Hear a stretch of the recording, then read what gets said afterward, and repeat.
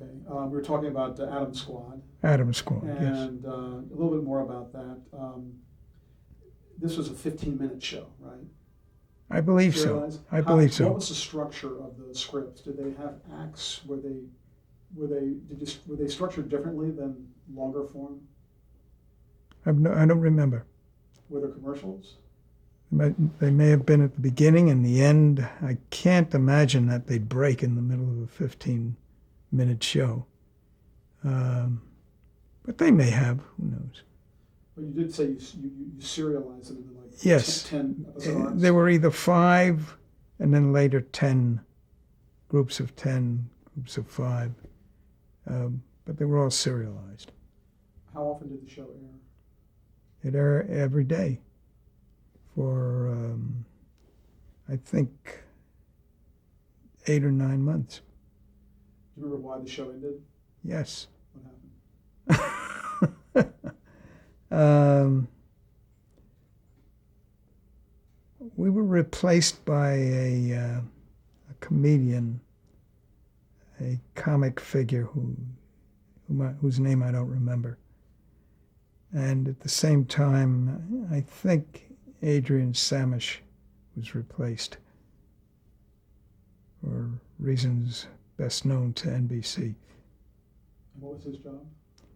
His job was as head of programming, either daytime or all general head of programming. He was an extremely good-looking guy, and I used to envy him. He had that air about him. So his fall from grace was even greater than I had ever experienced. So when this show ended, what did you do right after that?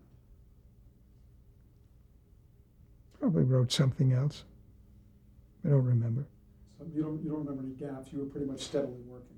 I was working. Yeah, I was.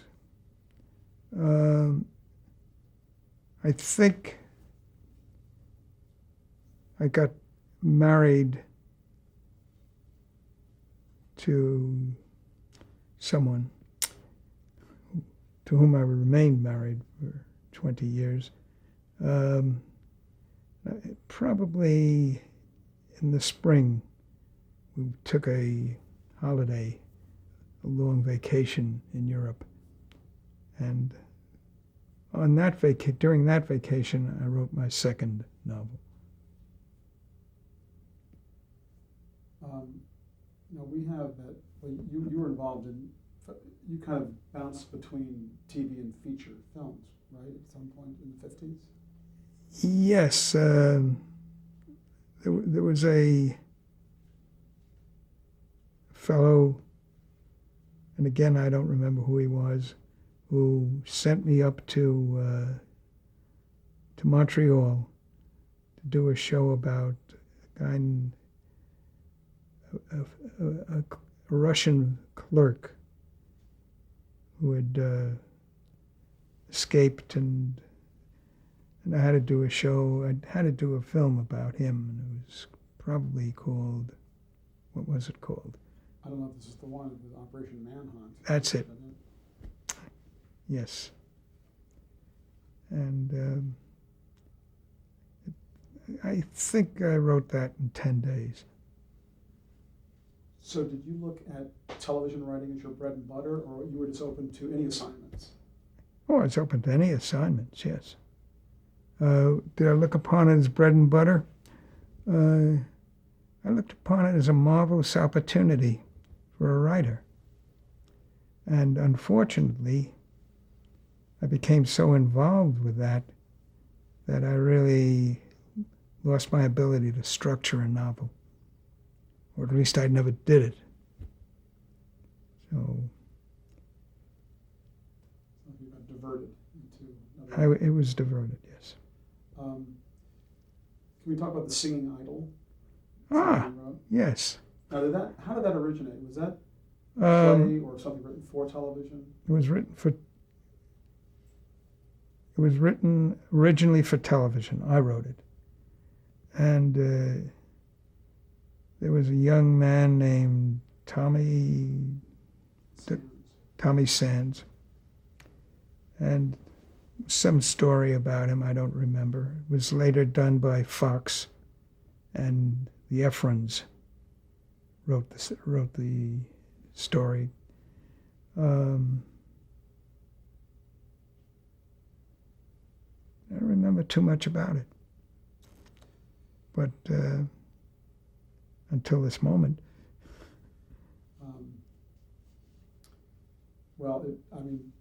Tommy Sands played a up-and-coming rock and roller that we understand was modeled on Elvis. Yep. But we understand it kind of launched his career, Tommy Sands. For a while, yes. And then he disappeared, more or less.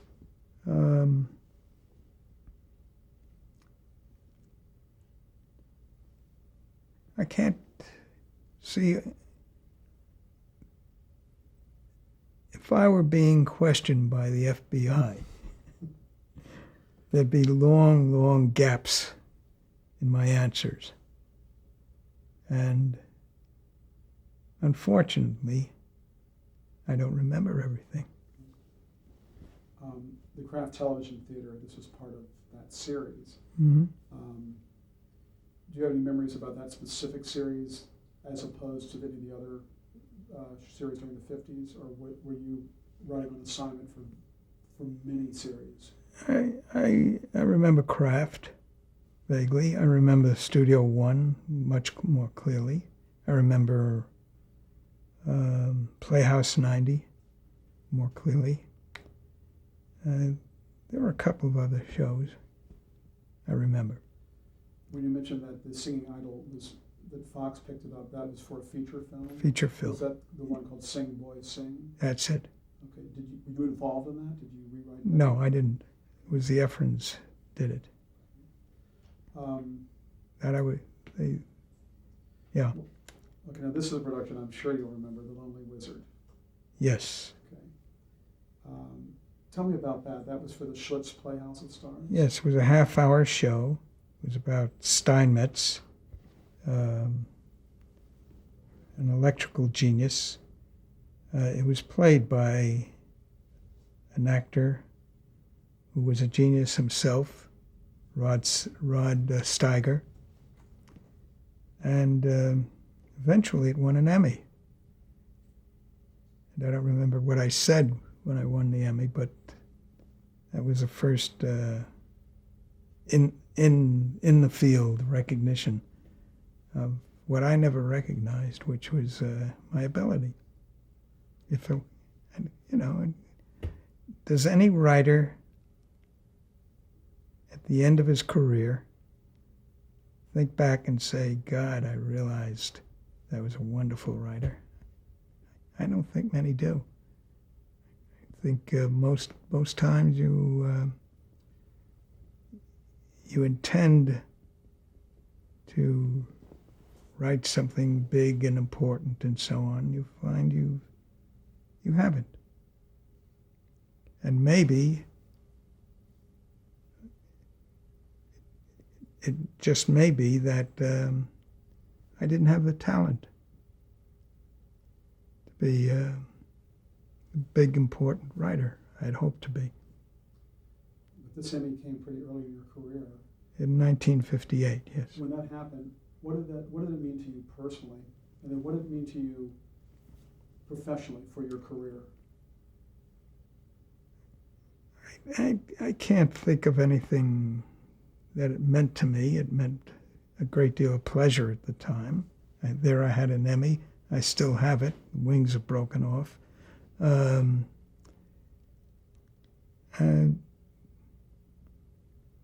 beyond that,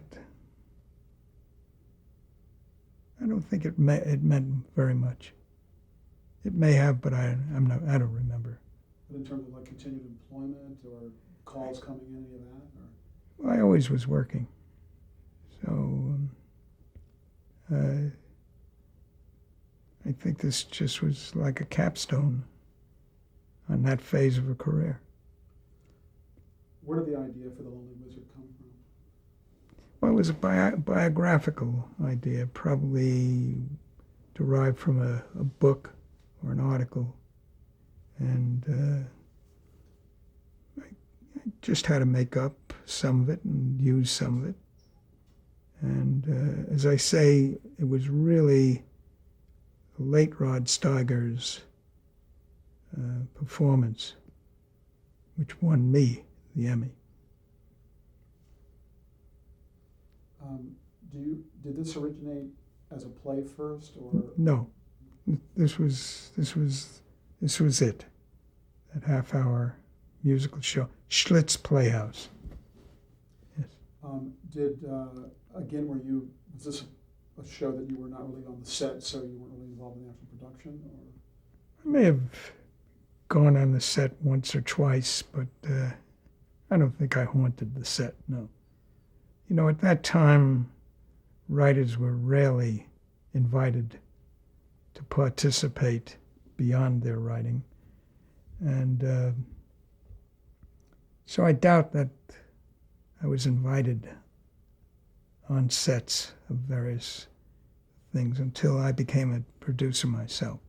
I was going to ask if you had any interaction with the director back then, or? I don't remember it. Maybe not. Don Weiss. Don Weiss? I remember Don Weiss, yes. But there must have been some interaction because I remember him as a person. So, good, bad, medium? in terms of talent? Talent, personality? In terms of talent, he was sort of B plus, if you want.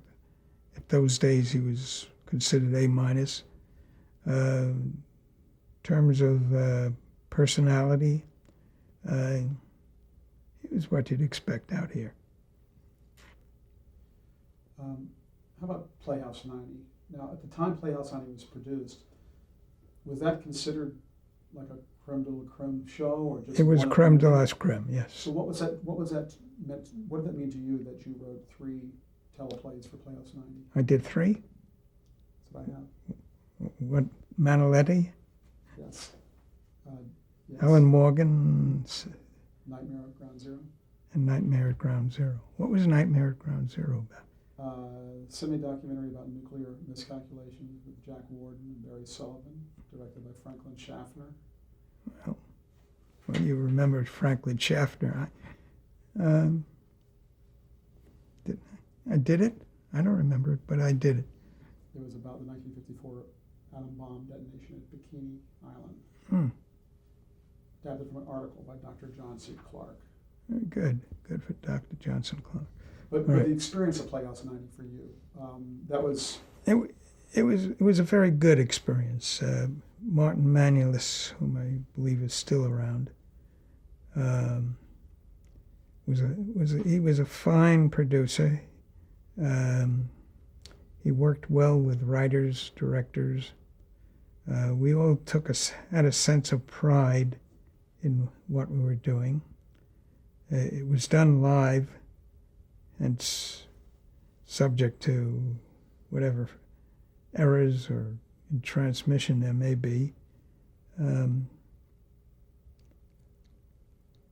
I remember feeling pretty proud about doing the Playhouse 90s I did. Now, they were produced on the West Coast, correct? Yes, they were produced at CBS City. At what point did you move from the East Coast to the West Coast?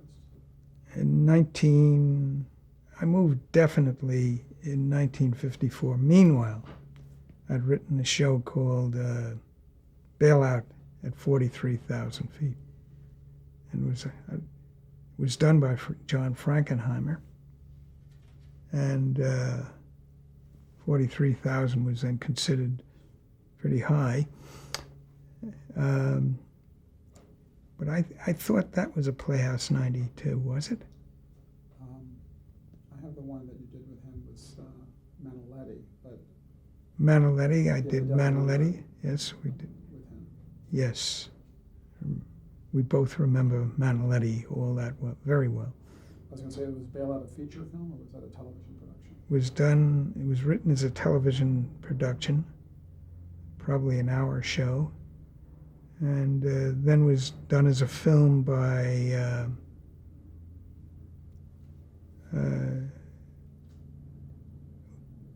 two producers were quite different. One was Bill Thomas, the other was, I forget, and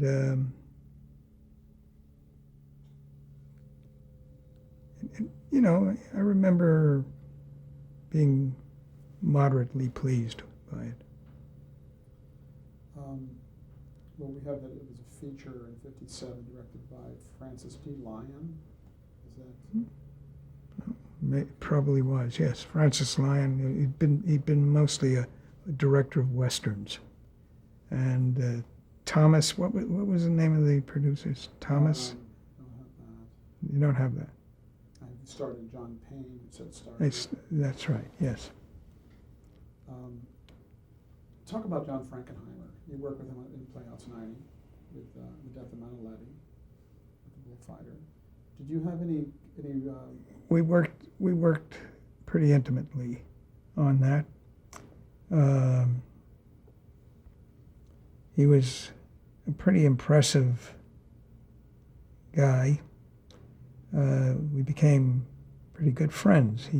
He confided in me that when he was 18, he discovered he was half Jewish, which must have come as a shock to him. He was sensitive and skilled. We made one great mistake in Maniletti. There was a scene in which Maniletti is shown killing a bull, but this was really a human person carrying a bull's head, and I think must have shown or something. So, and it was the opening show of the second or third year of Playhouse 90.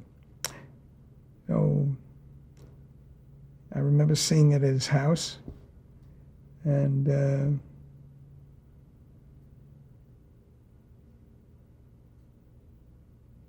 didn't help either of us at the time.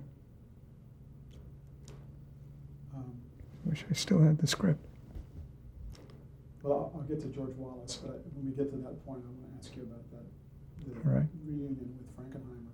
Mm-hmm. But what about Jack Palance? He was in several productions of Playhouse 90. He was in Maniletti. Any personal memories of him or professional? No, not really.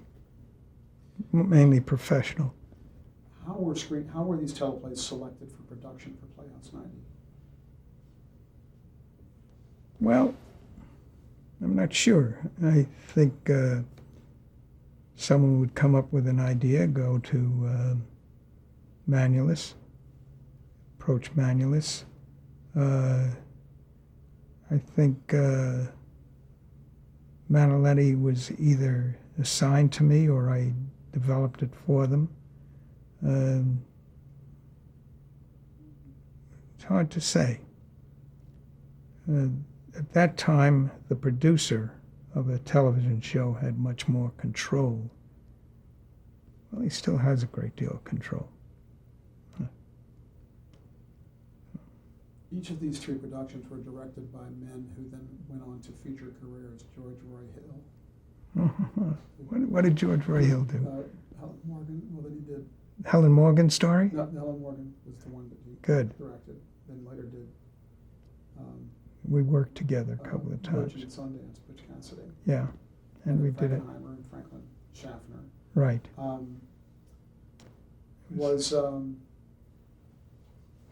At that time, did you foresee any of the successes, the future successes of the people you were working with, including yourself, in both television and features?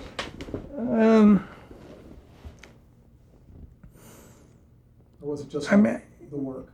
I might have I probably saw their work much more clearly than mine. I thought they were all very good, skillful, very capable, and at that time, I didn't think I was looking toward a career in features. I wasn't looking toward anything. I was just writing, and if someone came along and they were doing a series, I would do it for them.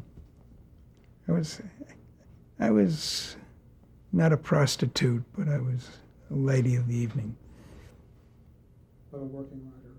Working writer. When you turned in your scripts for these productions, was that it, or did they call you back in for last-minute script changes? Do you remember that part of the process? Yes. And I remember being very surprised when I was finally called in to rewrite something. And this I'd been writing for some time before I was called in to do some rewriting. But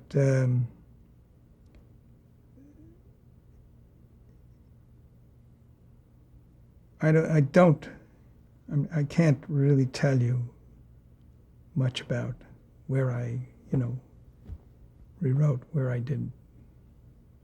But just in general, that they did ask you to come in. Not in general, but often enough.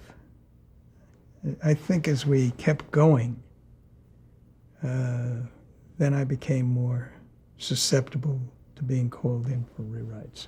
Well, was that something you actually appreciated, that they would come to you rather than have someone else rewrite it? So it would still be in your control in a way?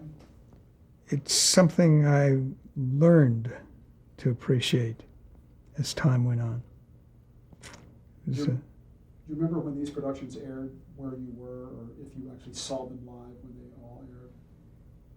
Well, as I said, I believe I saw Manaletti with Frankenheimer.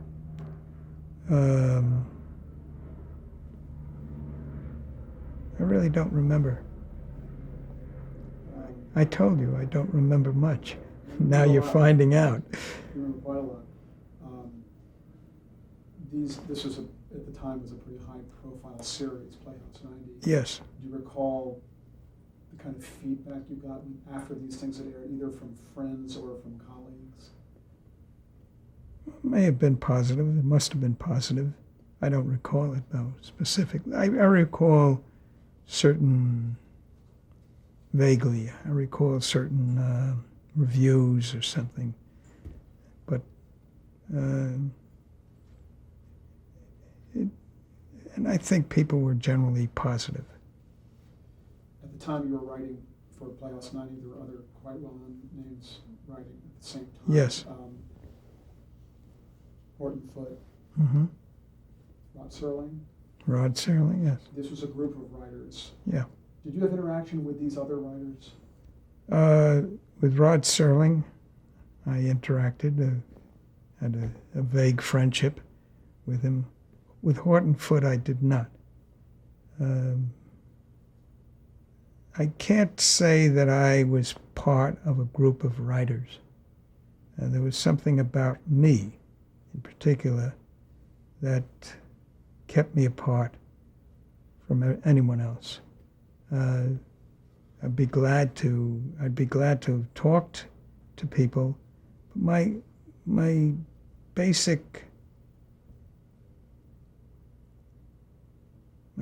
inclination was not to be too social with them.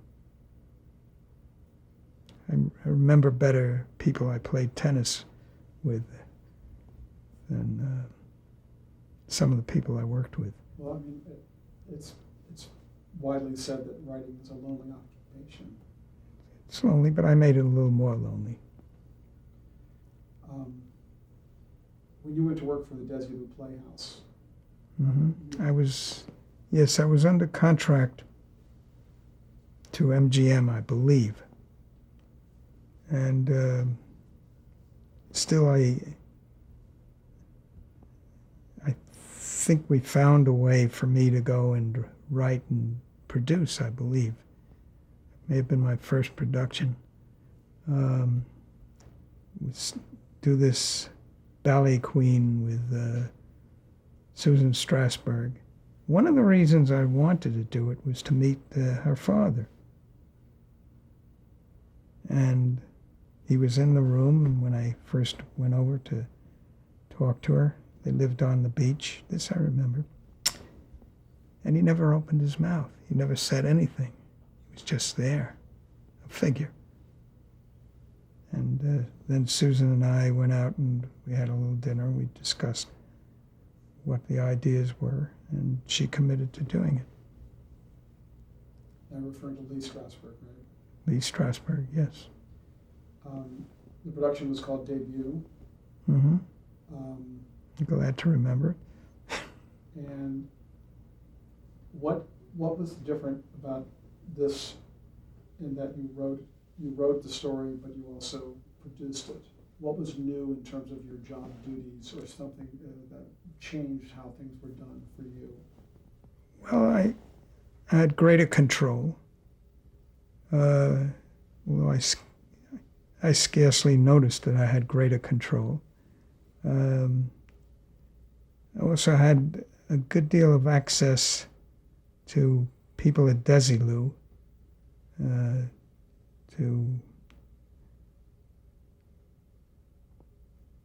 my mind is blanks out on names, but with Desi Arnaz, did you have with Desi Arnaz and his wife, what? Lucille Ball. Lucille Ball and Bert Granite, who worked there.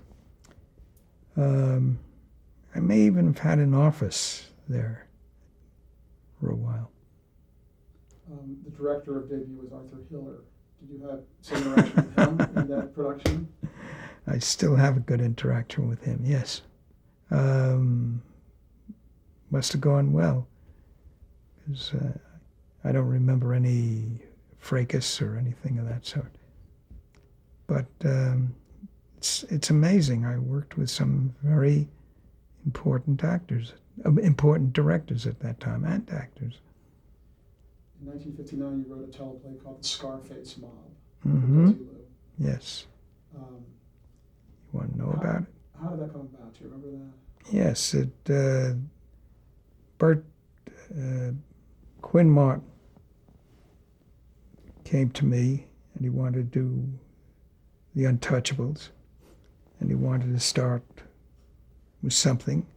I came up with the idea, and I wrote it in my usual 2 or 3 weeks, and it didn't work. Didn't work. And examining it, we realized the need for a narrator. And we got Walter Winchell, and using the narrator made a lot of changes in the script. And we also had a good director on that. He was not well known, but he was a good working director. Do you have his name? I'm looking for it. We can actually we'll stop tape and we can pick up with a new tape as I find his name here. It doesn't matter. Okay.